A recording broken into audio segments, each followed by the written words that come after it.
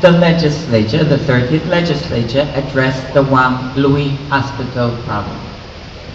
I believe we have. Just recently, we authorized over $12 million to go to each hospital, not just the Juan Louis Hospital, but to each hospital to fix the issues that they're facing right now. And not only that, we also line itemize how they can use that money. One of the line items is to fix their billing system. Because right now, Juan Louis is facing a serious problems in terms of bills, in terms of billing. So what we have done is actually line itemize a certain amount of money so they can get the software necessary so they can start billing their patients and their clients. Another thing that we did a few years ago is that we actually put together an energy saving plan so that they can save money in terms of cost-effective energy measures. So those are the two things that we've done for the Juan Louis Hospital. To that, we've also met several times with the administrators of the Juan Louis Hospital to discuss the issues. And just recently, we vetted 2 individuals for the hospital. We need to have a complete quorum for our St. Croix Hospital Board. Thank you.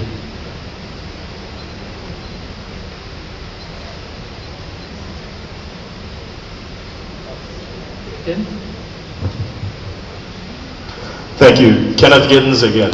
And like the Vice President just stated, yes, I do believe that the 30th legislature did address the situation at the Juan F. Louis Hospital.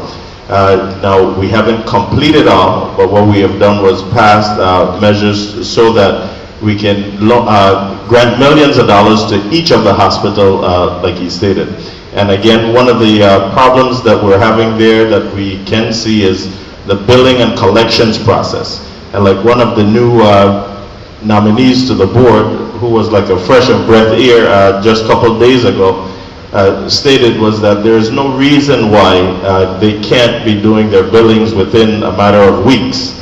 As we all know, when you go away to Cleveland Clinic or Mayo Clinic and you get back here, by the time you get back here within a week, you have a bill. So one of the things that they need to look at, the hospital administration, is the manner in which they do their billing and collections. Another thing is that the board needs to be active on raising funds for our hospital. And these new individuals seem to come with the temperament, the expertise, and the wherewithal to do just that, to bail our hospital out of the fiscal situation that it's currently in. Thank you. Good afternoon, Diane Capehart.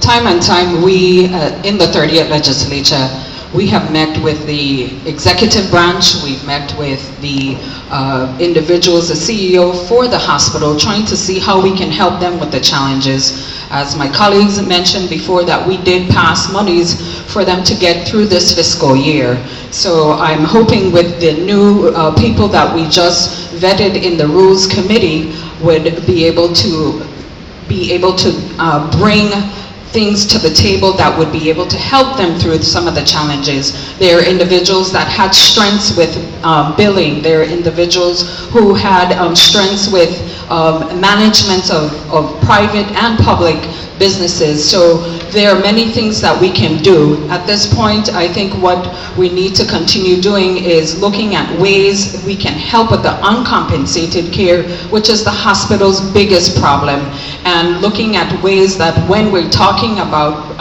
having industries coming into our territory, that we can probably create a health care fund to help to offset some of these uncompensated care that the hospital has challenges with. So there are many things that the board that I'm looking for, that a new board would be able to help.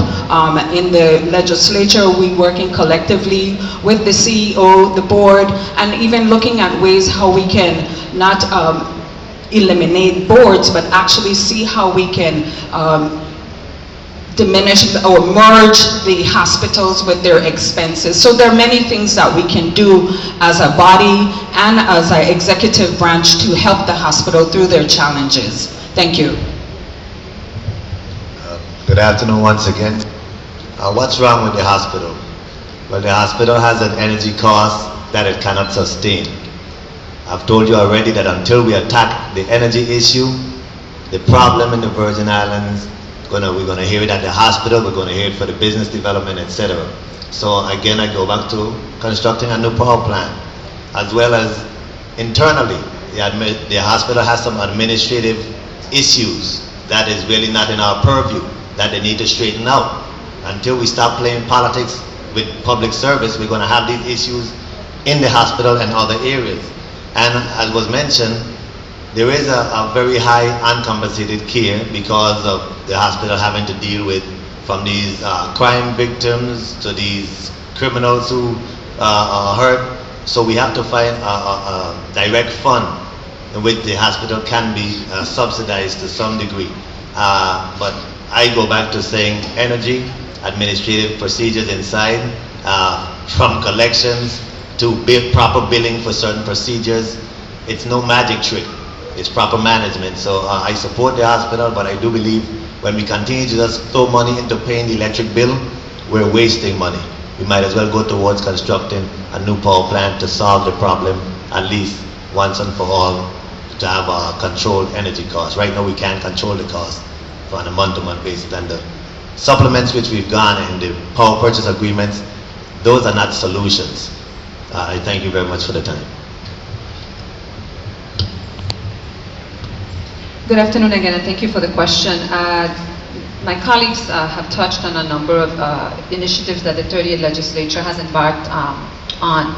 I will tell you that the problems at the hospital were not created overnight, obviously, and they cannot be fixed in 2 years.